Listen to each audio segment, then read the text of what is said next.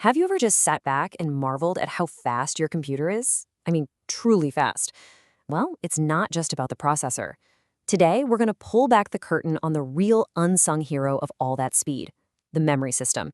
It is an absolutely brilliant piece of engineering that keeps everything moving at the speed of thought.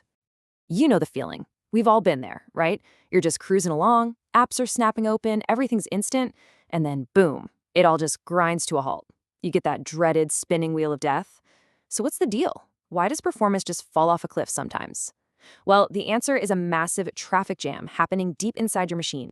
So here's the fundamental problem. Your computer's processor, the CPU, is an absolute speed demon. Think of it like a Formula One race car.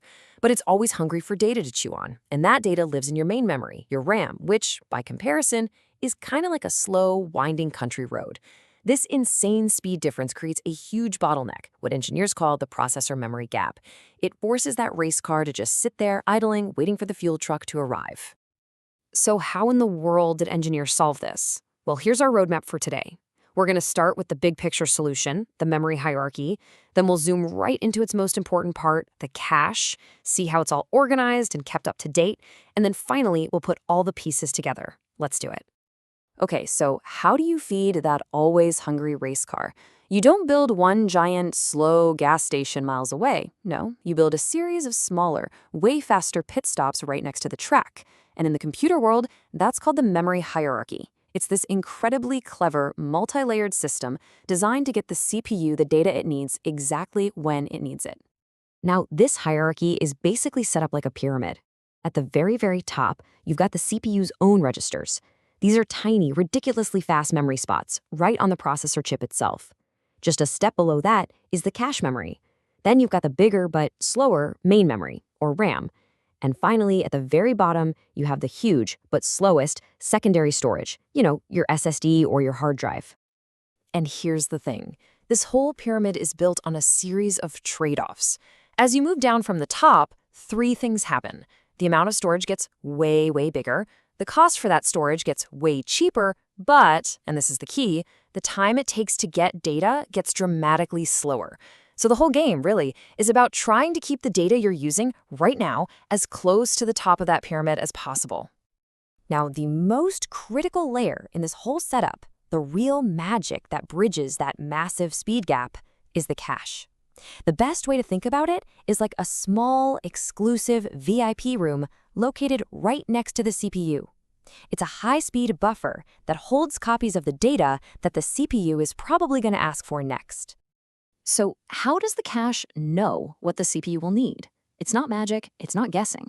It relies on a super predictable aspect of how programs work, called locality of reference. All this really means is that programs tend to be creatures of habit.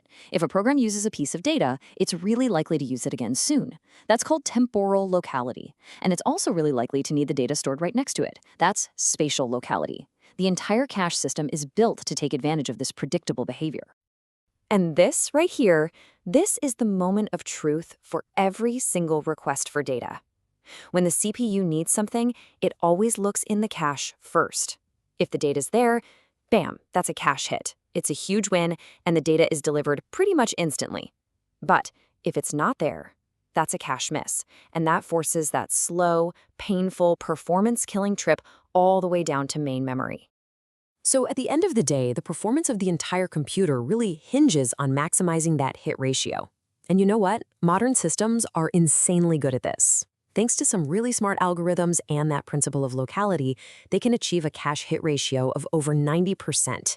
And that is why your computer feels so snappy most of the time. It's almost always finding what it needs in that little VIP room. Okay, but think about it. You've got millions of blocks of data in your main memory, but only a few thousand spots available in the cache. So how does the system even decide where to put everything? You can't just toss it in there randomly. You need a system, a set of rules. And that's called cache mapping. There are basically three ways to do this. Direct mapping is the simple but strict one. Every block from memory has exactly one parking spot it's allowed to go to in the cache. It's really fast to check, but you can get conflicts. Then there's fully associative, the complete opposite. A block can park anywhere it wants. Super flexible, but finding it later means searching the entire cache, which is slow. And then there's the winner, what most modern systems use, set associative mapping. It's this brilliant compromise. It groups the cache into small sets, and a memory block can go into any spot within its assigned set. You get all the flexibility you need without the massive headache of searching the whole thing. But of course, that VIP room has limited space. So when it's full and new data needs to come in, the system has to answer two really important questions. First, which piece of old data do we kick out? And second, when data gets changed inside the cache, how do we make sure the main memory gets updated? So to decide what gets the boot, the cache uses what's called a replacement policy. One of the smartest and most common is least recently used, or LRU. It just kicks out the data that's been sitting there untouched for the longest time, figuring it's probably not needed anymore. A simpler way is FIFO, first in, first out, which is like a line at the bank. It just kicks out whoever's been in there the longest, no matter how useful they are. And for handling changes, we have write policies. Write through is the safe bet. Every time the CPU writes data, it gets written to both the cache and main memory at the exact same time. This keeps everything perfectly in sync, but it's a bit slower. Then you have the fast lane, write back. With this, changes are written only to the cache. Main memory gets updated later, maybe when that block of data is about to get kicked out. It's way faster, but it's also a lot more complicated to manage.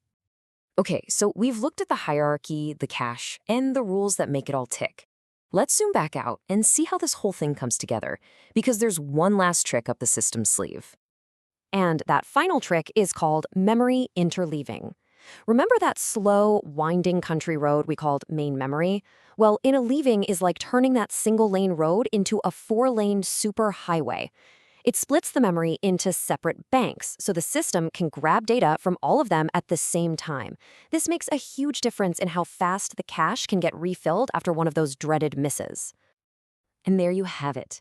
That's the recipe for a blazingly fast memory system. See, it's not any single one of these things. It's this beautiful combination of brilliant ideas all working together.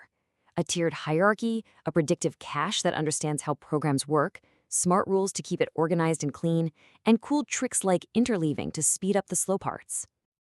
And really, what's the bottom line here? It's that this entire, incredibly complex system of caches and policies and hierarchies, it all works because of one simple fundamental truth about software. Programs are predictable. They reuse stuff. This whole structure is just a masterclass in exploiting that predictability for pure, unadulterated speed. So the next time your computer feels just unbelievably responsive, remember what's going on. It's not just that you have a fast processor. It's about the incredible, silent, and elegant efficiency of the entire memory system working behind the scenes.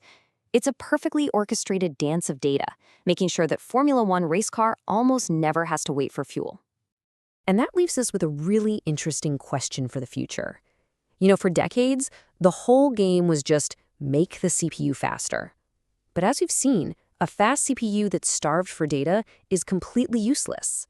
So as our demands for things like AI, big data, and gaming just explode, maybe the next great leap in performance won't come from the processor at all, but from even smarter ways to manage memory.